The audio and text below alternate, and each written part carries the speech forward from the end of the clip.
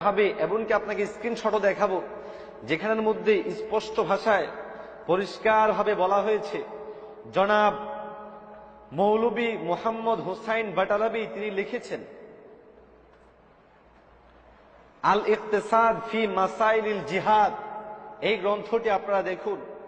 এখানের মধ্যে তিনি গ্রন্থ রচনা করে পরিষ্কার ভাষায় বলেছেন যে জেহাদের বিধান এখন থেকে রহিত হয়ে গেছে, জেহাদের বিধান এখন নেই।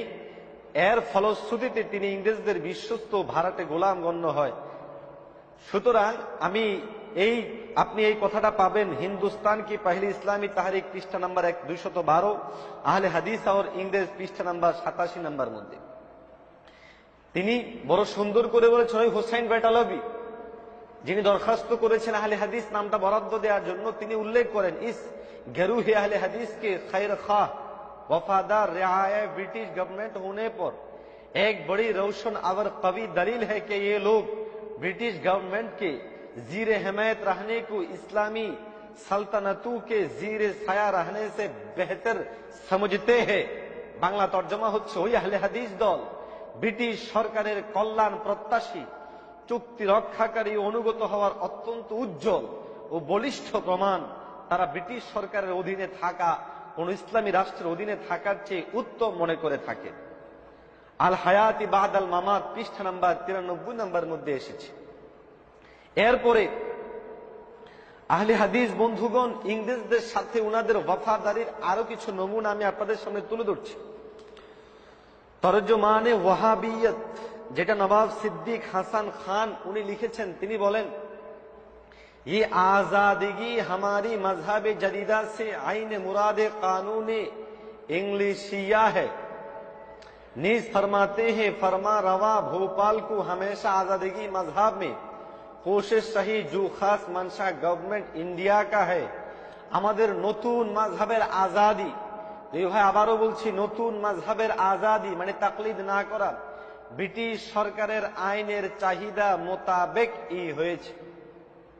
সুতরাং বোঝা যায় যে আপনাদের এই সমস্ত সৃষ্টি আহলে হাদিসদের এটা ইংরেজদের ওয়াফাদারির জন্য হয়েছে। বড় আশ্চর্য কথা কি জানেন, এই আহলে হাদিস বন্ধুদের আরো একজন বড় মৌলবী আলতাফ হুসাইন তিনি লিখেন इंग्रेजी गवर्नमेंट हिंदुस्तान में हम मुसलमानों के लिए खुदा की रहमत है।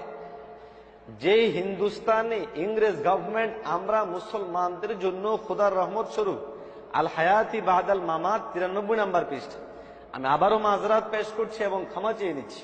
আহলে হাদিসদের প্রোপাগান্ডায় পড়ে সাধারণ যে সমস্ত মুমিন মুসলমানগণ আজকে আহলে হাদিসদেরকে অত্যন্ত ভালোবাসেন, তারা যেন আমার কথা এইটা না মনে করেন যে আমি নির্দিষ্ট দল এবং আপনাদেরকে নিয়ে কটূক্তি বা অত্যুক্তি করছি কিনা। না না প্রিয় ভাই সব, আমি ব্যক্তি দল ইত্যাদি উদ্দেশ্য নয়, বরং ওদের অভিযোগটা খণ্ডন করতে গিয়ে বললাম যে ইংরেজদের সাথে ওয়াফাদারি এবং আলফাজের এই নমুনা ছিল এবং এই শব্দগুলো ব্যবহার করে তারা ইংরেজদের ওয়াফাদারির চিন্তা ভাবনা করতেন এবং চেষ্টা করতেন।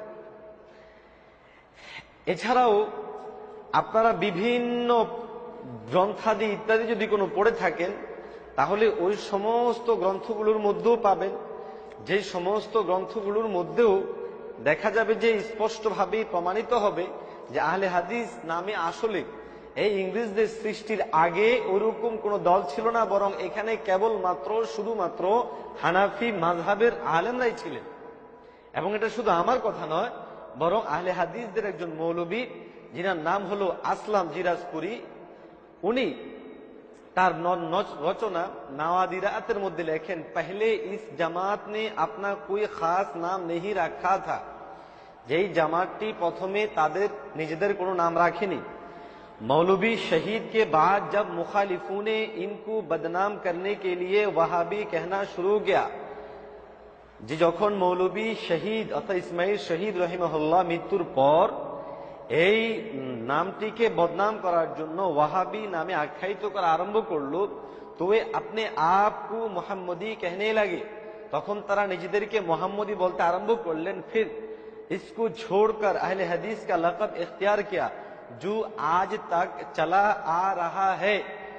অতঃপর তারা নিজেদেরকে আহলে হাদিস নামে নামকরণ করেন, যেটি এখনো পর্যন্ত চলে আসছে এবং এটা আমার ব্যক্তিগত কথা নয়, বরং নাওয়াদিরাতের পৃষ্ঠা নাম্বার 342-এ একজন আহলে হাদিস ব্যক্তি যার নাম মৌলভী আসলাম জিরাজপুরি রহিমাহুল্লাহ, তিনি এটা অত্যন্ত পরিষ্কার ভাষা উল্লেখ করছেন।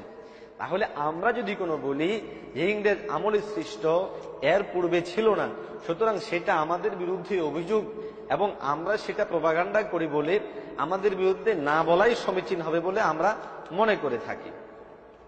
এরপর আরেকটু লক্ষ্য করুন, প্রসিদ্ধ লামাযহাবী আলেম নবাব সিদ্দিক খান তার রচিত তর্জমানে ওয়াহাবিয়াত নামক গ্রন্থের মধ্যে লেখেন, খোলাসায়ে হাল হিন্দুস্তান কে মুসলমানों का ये है, যে হিন্দুস্তানের মুসলমানদের অবস্থা হলো এই যে जब से पहला यहाँ इस्लाम आया, যখন থেকে এখানে ইসলাম এসেছে, इस वक्त से लेकर आज तक ये लोग हनाफी मजहब पर कायम रहे, ওই দিন থেকে নিয়ে এই পর্যন্ত এই লোকগুলো হানাফি মাযহাবের উপরে প্রতিষ্ঠিত ছিল। और हैं এবং আছে, और इसी मजहब के आलम फाजिल काजी और मुफ्ती हाकिम होते रहे हैं, এবং এই মাযহাবেরই আলিম ফাজিল কাজী মুফতি বিচারক এবং এই সব সুমহান দায়িত্ব ব্যক্তিবর্গ এই মাযহাব থেকে হয়ে আসছে। তরজমানে ওয়াহাবিয়াত পৃষ্ঠা নাম্বার হচ্ছে 10। সুপ্রিয় শ্রোতা মণ্ডলী, তাহলে এতক্ষণ পর্যন্ত আমরা যে আলোচনা আপনাদের সামনে পেশ করলাম, এটা থেকে আমরা সুস্পষ্টভাবে বুঝতে পারলাম যে আহলে হাদিস নামে নামকরণটা খুব বেশি দূরের নয়। নবী যুগ, সাহাবী যুগ, তাবে যুগ বা পরবর্তী যুগগুলোতে এটার কোনো ছিল না, বরং পরবর্তী সময়ে এটা সৃষ্টি হয়েছে। এখন প্রশ্ন